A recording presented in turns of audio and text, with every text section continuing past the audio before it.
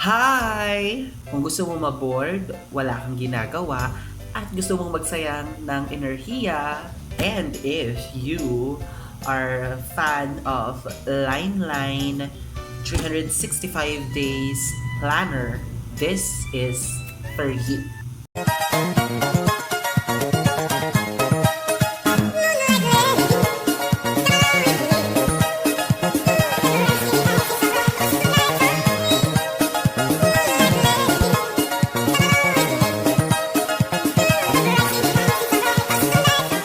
Yes, isang taon na naman ang nagdaan, and I'm here again, nagbabalik.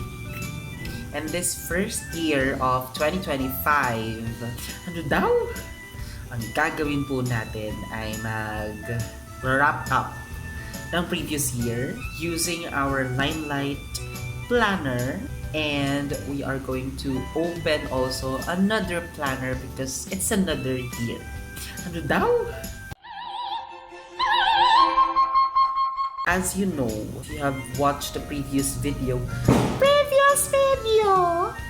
I had my 366 days planner from Limelight during 2024. This is what I featured in the previous video. Okay po, so ito siya. And just like from the previous years, hindi ako nakapagsulat ng day by day. But I was able to catch up some of these, and up until now, ina-update ko pa rin siya para there is something I can go back with. Actually, tingnan ko ulit, I had a review of the previous planners I had before. Tapos napansin ko yung kaibahan nila with 2024. So yun sa kanila sa 2020, especially 2021, it's full of words. Talagang I treated it like a journal in which I write every day.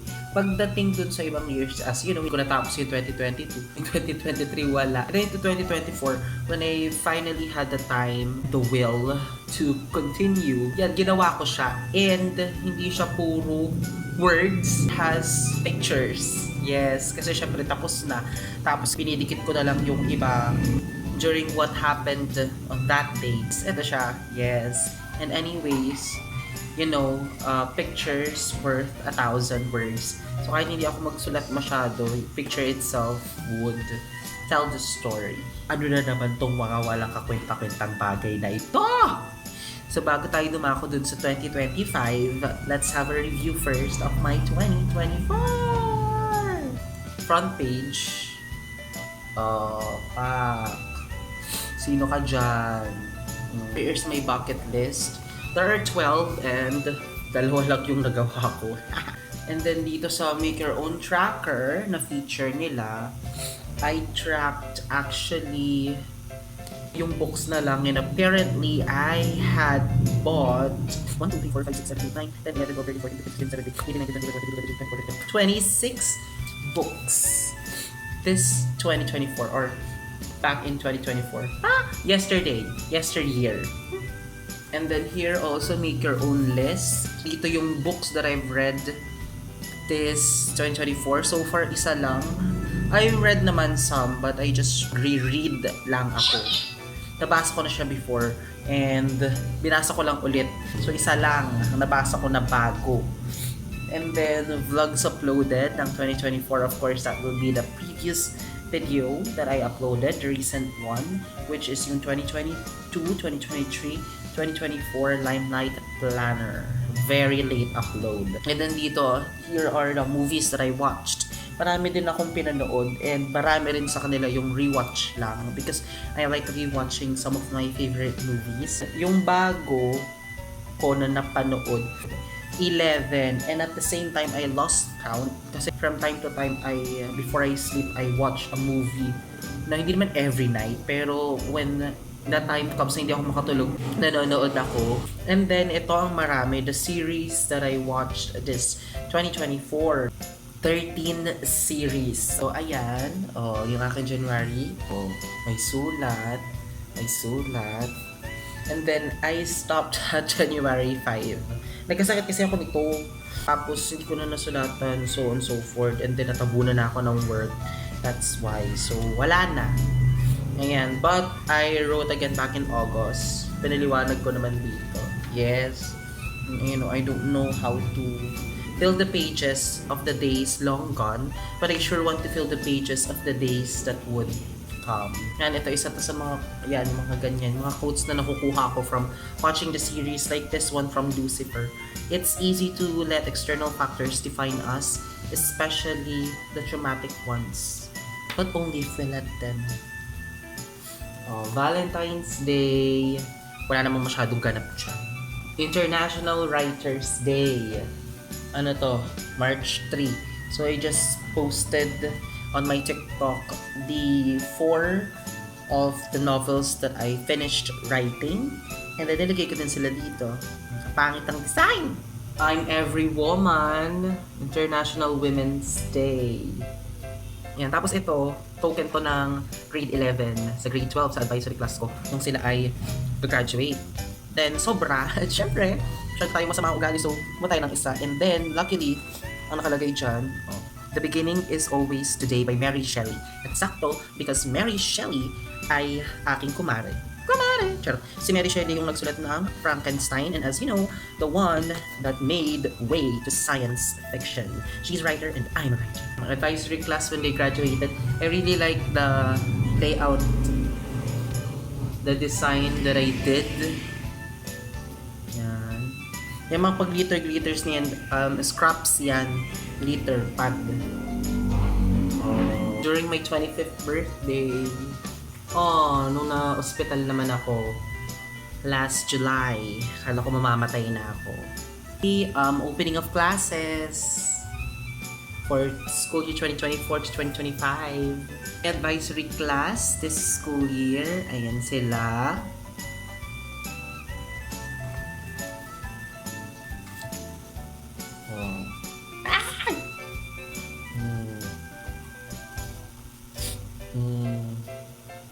This was August 15. Ano ba to? First meeting I had with the new school as a professor. Charot, yung part-time job. Ay, gusto ko i-edit ko dito. Ayan ako. Tapos, some of the clues. May activity kasi kami, and then these are the clues needed para mahanap nila yung next station nila. Then, kinuha ko, of course, and then yes, birthday ng sister ko, and then some of the compliments I received during the activity because I guess that's the breakthrough of my career. Breakthrough! My 11th anniversary in Wattpad, in which I first used the terms ad lunam ad astra. Then Taylor Swift, ano to kasama sa bracelet to, kasama siya. So yan, nilagay ko dyan kasi itapon. May paganyan. Thank you, August. Well, pretty much I did a good job back in August with this journal. And then now, September. Lately, puro sulat na yung sa September kasi this is the time where I really managed to write it day by day. Pero syempre, this is also the month wherein I have to be a very good teacher weekdays and a part-time professor weekends, kaya hindi ko siya natapos. There was a week here na talagang Monday to Sunday. I thought I'm going to die. Super busy. Like, the only time that I have sa bahay ay para matulog, maligo. And some of the gift cards that I received during Teacher's Day. Wala kami masyadong ganap noon. Yan. Nag-attend kami ng seminar. This is my first dog. Regalo sa akin ng Teacher's Day nung advisory class ko. Yan, tong baby flow na to. It's yung dede, biberon. Yan. Para siya makadede itong anyabanunay na ito. As usual sa dulo, andyan yung lagayan natin ng magic mekus na ako lang naglagay. And then dito yung mga resibo sa bayad sa bahay, ganon, paycheck, and of course ang ating taunang sedula. Yan po yung ating 2024 Limelight 366 days na planner. And now we're going to transition with the Limelight 2025 planner. There are a lot of other features. Maganda yung mga nakikita kong reviews sa internet about the planner for this year. This is the first one that I saw. Nung mag-release sila, ito nakita ko, itong rabbit. And then sabi ko, I'll get that one because Year of the Rabbit ako.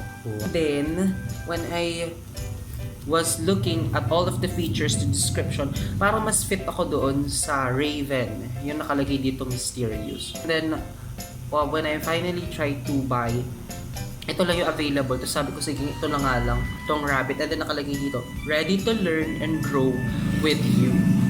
So I guess 2025 is going to teach me a lot and will help me grow as a person. So ngayon, buksan na natin.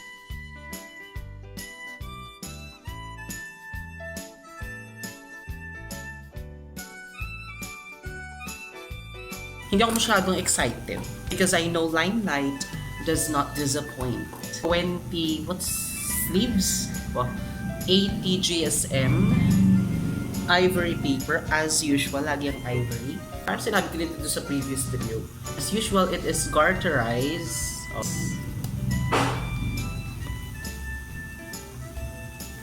Para malak. Yes. Ay, ang ganda pala. Oh, andyan yung magnetic tape. Ay, magnetic bookmark. Curious. Yeah. Kasi yung Raven, that's mysterious.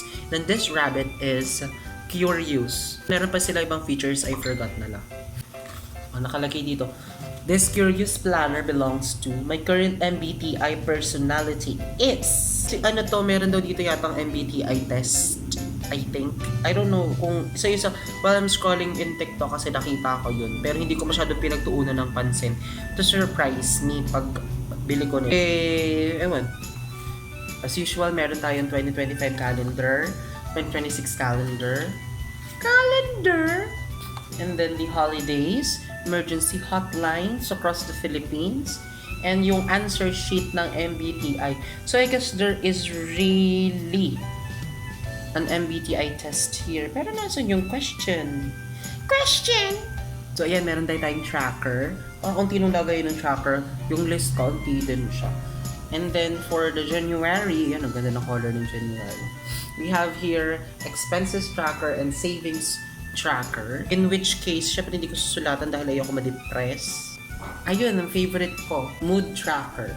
And just like in 2024, you can put it in the month page of January. And dyan makikita mo na agad kung ano yung mood mo for the day during that month. 1 page per day. Remove shoulders from your vocabulary. Remove shoulds from your vocabulary this year. Naku, Diyos ko, I'm so malabo talaga ang mata. Start your journey of self-love now. I've already started it, like, duh. So, ganito pala siya. For each page, meron tayong quotable quotes na makikita. And then, when you flip it to the next one, andyan yung question for MBTI. Like, number 1, people often tell you that you think outside of the box. Is it most likely me or most unlikely me? 6, 5, 4, 3, 2, 1. Boom. To answer your question, I am 7. Charis. No, I think 3. And then when you flip to the next page, it's another set of quotable quotes. So, yesterday I was clever, so I wanted to change the world. And then you flip another, you have their second question for the MBTI test. It stresses you out when there are no step-by-step instructions. Most likely me. Number 3, you like to tinker with things to figure out how they work. Ano lang to? I guess 5. 6 yung highest so 5 lang. So ayan, ito is February. We also have the expenses tracker and the savings tracker. Yung ganda ng color combination. I like it. So continue lang yung per flip ng page, quotes, and then yung question for MBTI personality test. And I forgot date sa bawat page, date, day, and then the day number. March. Wow, ang ganda ng pagka-violet niya. If Lent would fall on March, magandang color to, pang Lenten season talaga. April, from purple palette, we move to green. May! Meron pa rin siyang mga ganyan. Expenses tracker and savings tracker. And then there are, pag may mga ganitong spare pages, halimbawa, kahit itong April, walang 31 yung April, so hindi sila nakapaglagay dito ng 431. Maglalagay sila ng ganire, mga quick activities that we can answer like this. Get to know me. I would describe myself as a very beautiful person. I would like to be a tutubid na walang tinatagong bato. Char. My strengths are being beautiful. Yun lang eh. Wala akong magagawa eh. I have no talent. I'm just a beautiful face. And then June, my birth month. I like the colors. So nakikita nyo dyan. But the color is really beautiful. July. Yan, medyo ano naman tayo dito. Pa-blue na. August. September. October. November. Of course, December. And then here, bago yung umaubos yung pages, here are the answer key for the MBTI personality test. And then sa likod, of course, yung kanilang back, folder, envelope. At andito yung mga stickers nila for this year. Tingnan natin.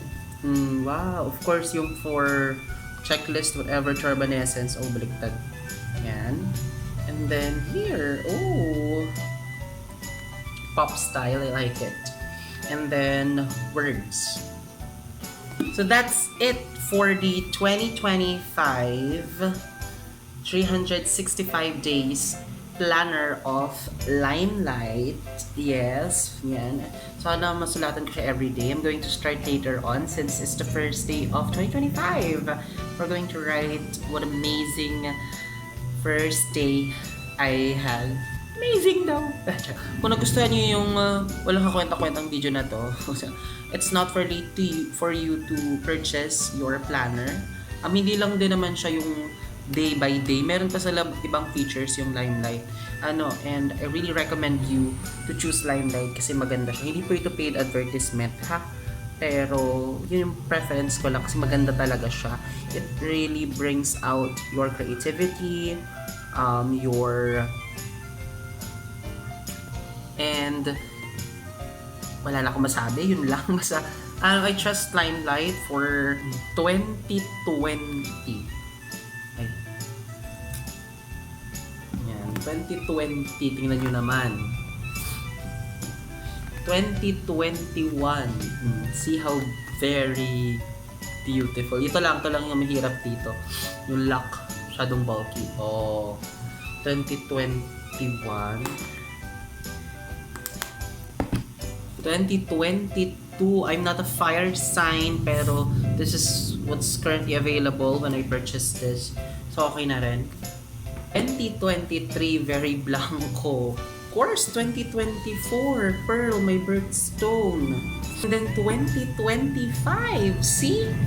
The relationship that we have ng Limelight, very tagal. Toro, yung galing ko. Wala, I guess my takeaway is just that you're right so that you can read something when you're older. And it's a good thing to write to process your emotions whatsoever that is. So that's all. Sa walang kakwenta-kwentang video na to. Thank you for staying out. Bye! Bye!